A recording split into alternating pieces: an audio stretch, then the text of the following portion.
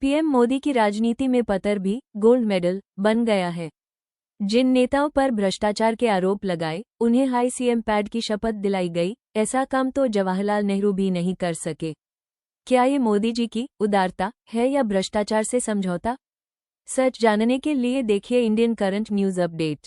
Camera के सामने कितना लाए हो? अच्छा, लाओ लाओ। और ऐसे कुर्ते में रख देते हैं। टीवी पे देखा कि नहीं देखा आपने? और चेहरा कितना भोला भाला था। ऐसा लगता था ये तो रोज की आदत वाले लगते हैं।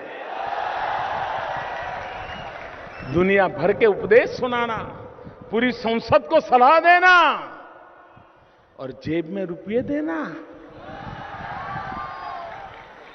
और कुछ लोग तो टीवी के सामने कह रहे हैं, इतना कम क्यों लाए? तो कहता है दूसरे थोड़े दिन के बाद दूंगा, तो कहते हैं कि जल्दी करना। एक और कह रहा है कि भाई मुझे तो दिया, लेकिन थोड़ा उनको भी दे दो, थोड़ा संभालना पड़ेगा। ये मिल बांट करके खाते हैं, मिल बांट करके खाते हैं। ये आपके पैसों को जिन्होंने चुराया वे गुनहगार है कि नहीं है? इस चुनाव में सजा करोगे कि नहीं करोगे? ऐसी सजा करो, ऐसी सजा करो कि आने वाले दिनों में। प्रधानमंत्री मोदी अपने इस भाषण में शुभेंदु अधिकारी की बात कर रहे हैं। वे भी उन लोगों में शामिल थे जिन्होंने नारद स्टीग में कैमरे पर पैसा लिया। 5 लाख रुपए कैमरे पर लेते हुए देखे गए। प्रधानमंत्री मोदी ऐसी सजा देने की बात करने लगे कि दोबारा पैसा लेने की हिम्मत ना हो। मगर उन्होंने उसी शुभेंदु अधिकारी को माननीय मुख्यमंत्री बनाया। 2016 में शुभेंदु अधिकारी ममता बनर्जी की सरकार में ट्रांसपोर्ट मंत्री थे। मंत्री रहते हुए उन पर वसूली के आरोप लगे और प्रधानमंत्री मोदी ने उनके खिलाफ यही मुद्दा बनाया। उसी शुभेंदु अधिकारी ने प्रधानमंत्री मोदी के सामने आज मुख्यमंत्री पद की शपथ ली है। 2016 से 26 के बीच सिर्फ 10 साल ही गुजरे हैं। बाकी कुछ भी नहीं बदला। जनता की तारीफ करनी चाहिए क्योंकि उसने दोनों बार तालियां बजाईं।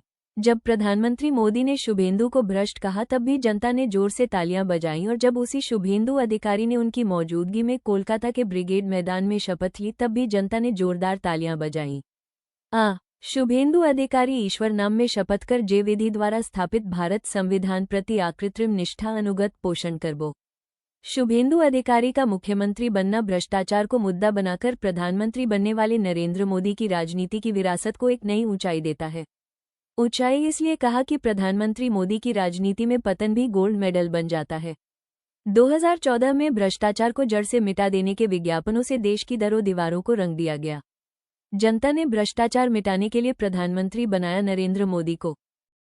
के बाद उन्होंने और बीजेपी के दूसरे बड़े नेताओं ने विपक्ष के जिन नेताओं पर सबसे पहले भ्रष्ट होने के आरोप लगाए, उनमें हेमंत विश्वा शर्मा, शुभेंदु अधिकारी भी थे, और दोनों को अपनी पार्टी में लाकर भ्रष्टाचार के मामलों से बचाया भी, मुख्यमंत्री बनाया भी।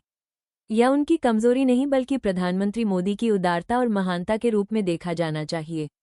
वरना किसी पर भारत का प्रधानमंत्री भ्रष्ट होने का आरोप लगा दे और उसे ही अपनी मौजूदगी में मुख्यमंत्री की शपथ दिलाए, ऐसा काम जवाहरलाल नेहरू भी नहीं कर सके।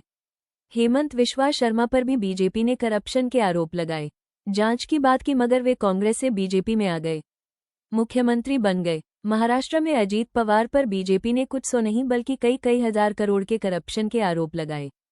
खुद प्रधानमंत्री मोदी ने आरोप लगाए। अजीत पवार को जेल भेजने की बात बीजेपी के नेताओं ने की, मगर आगे चलकर उन्हीं के साथ सरकार बनाई और अजीत पवार को उप मुख्यमंत्री भी बनाया। अब वे इस दुनिया में नहीं है। शिवसेना पर भ्रष्ट होने के आरोप लगाए, पार्टी तोड़ दी और उसके ही नेता एकनाथ शिंदे को मुख्यमंत्री बनाया। अभी वे उप मुख्यमंत्री हैं। इसी कड़ी में शुभेंदु अधिकारी भी शामिल हो गए। ये सभी दूसरे दल से तोड़कर लाए गए पदों पर बिठाए गए।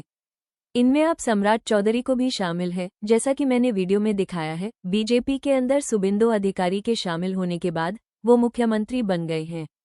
ठीक इसी तरह असम में भी हिमंता बिस्वा शर्मा अभी मुख्यमंत्री हैं और वो भी फिर से इस पद के लिए तैयार हैं।